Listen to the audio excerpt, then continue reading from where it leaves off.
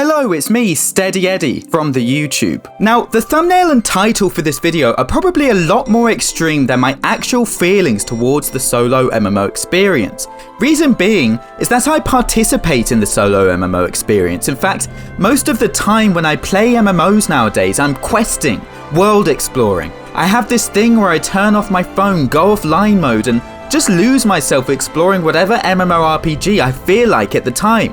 But what exactly is the Solo MMO Experience, and why is it potentially bad for the MMO genre as a whole? Now, conversations around this topic usually involve talking about games such as Ultima Online, EverQuest, EVE Online, as these are games that are very much not the Solo MMO Experience. Unfortunately, I was 2 years old when games like these released. Back then I was into games such as Shapes and those weird wire things you'd get at waiting rooms. So I'm going to use a frame of reference of some more recent games that have released. This is also because I think it's important to compare newer games to other newer games. So sorry to you elderly MMO players. The Solo MMO Experience refers very plainly to any MMO that has a sort of integrated single player experience, along with its regular endgame group content. This includes games such as Guild Wars 2, Final Fantasy XIV and The Elder Scrolls Online. All these games have built up fantasy worlds with stories and lore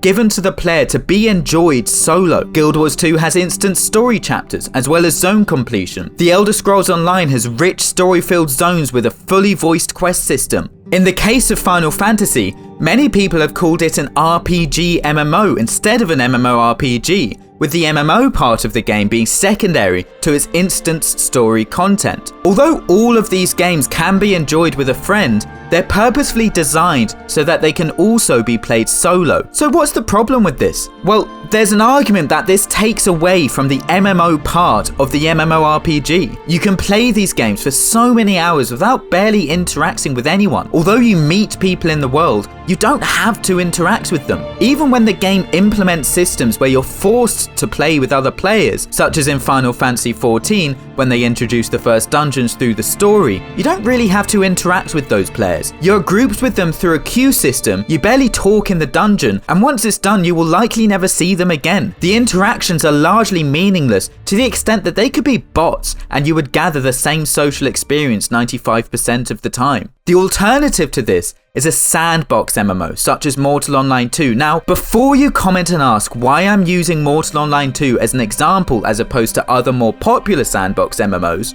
Mortal Online 2 is a persistent sandbox world that doesn't give much to its players. It's a full loot PvP game that also has PvE content that's incredibly hard to solo. The game is designed in its entirety to be played with people. There's no quests that are given to the player, there's no definitive endgame, there's no real objective, and there's not that much in-game lore given to the player from the developer. The result is a game world built entirely by players. Guilds compete for domination in areas of the map. People play as fishermen, merchants, bards, crafters. People RPK. Then there are whole guilds of people dedicated to killing those RPKers. You can decide to become a notoriously good PvPer, or you can be the guy that everyone goes to get their PvP gear. You have to interact with other players to play this game, and the lore of the game is built upon those interactions. The lore of the game is built with the stories of the people within it. This sounds dreamy, right? The ultimate MMO experience, where the multiplayer part is the most important thing. But the elephant in the room here is Mortal Online 2 has barely any players compared to the aforementioned solo MMOs. Now, I'm aware there are other more popular sandbox MMOs such as Black Desert Online, and also some more popular older sandbox MMOs such as old school RuneScape, EVE Online, even Star Wars Galaxies. However, I wanted to compare to Mortal Online 2 specifically because 1, it's the most recent sandbox MMO to release that's had a large amount of promotion, and 2, in terms of how hard the experience is and how reliant on playing with other people it can be, it's probably the absolute antithesis of the solo MMO experience that was described. Now, Mortal Online 2 has had a plethora of problems that has dwindled its player numbers, such as a nightmare launch, performance issues, bugs, as well as the MMO curse of feeling that the game was incomplete upon its launch. However, I believe that even if the game had reached its maximum potential and didn't have any of these problems, that it still wouldn't attract that high of a player base.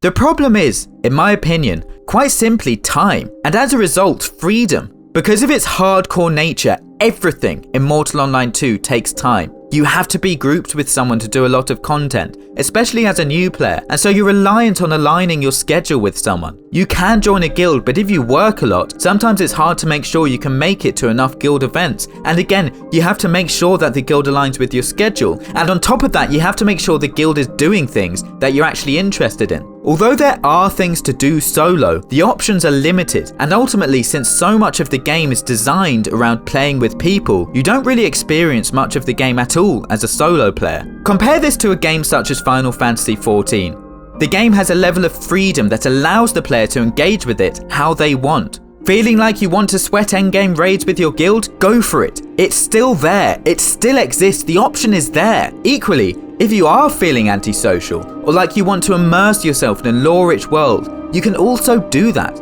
You can play solo or with friends in equal measures. Enjoy the game without having to be forced into doing something that you don't want to do at any given moment in time. Imagine the average working MMO gamer. They get up in the morning, they go to work, they work very hard as some kind of software developer because that's what every single MMO player does for some reason. They get home tired, they have to make dinner, they have a partner they want to see, they might have kids. By the time they actually get to playing games, they have maybe 2, max 3 hours before they have to get to bed for work again in the morning.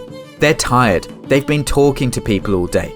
Why would they want to pick up the hardcore experience MMO where they'd have no option but to get on mic to someone and do some hardcore raiding? Sure, sometimes they want to do that, but in this instance, most people are going to want to just chill out and do something that they can just lose themselves to, such as zone completion in Guild Wars 2 or questing in ESO. To bring it outside of games, in a world with a cost of living crisis and insane inflation, where people are having to work more and more to make ends meet and have less and less time for hobbies, it's simply easier to pick up a game that allows a good solo experience. This is purely my opinion, but I genuinely believe the hardcore sandbox MMO experience is in many ways technically better. It forces people together and captures the essence of what I believe an MMO should be. Yet I still find myself playing MMOs such as Final Fantasy XIV, Elder Scrolls Online, and Guild Wars 2 more, and I think it's almost entirely for time and freedom reasons.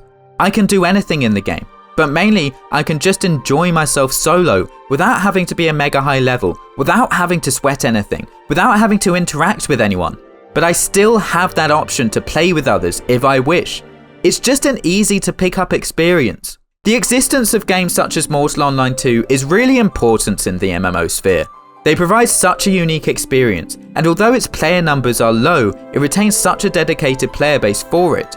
However, MMOs that provide the solo MMO experience while still retaining a healthy endgame are carrying the MMO genre in player numbers right now, and it's definitely not a coincidence. Thank you for watching. Like and subscribe, please. Please, I need you to like and subscribe, please. I'm begging you.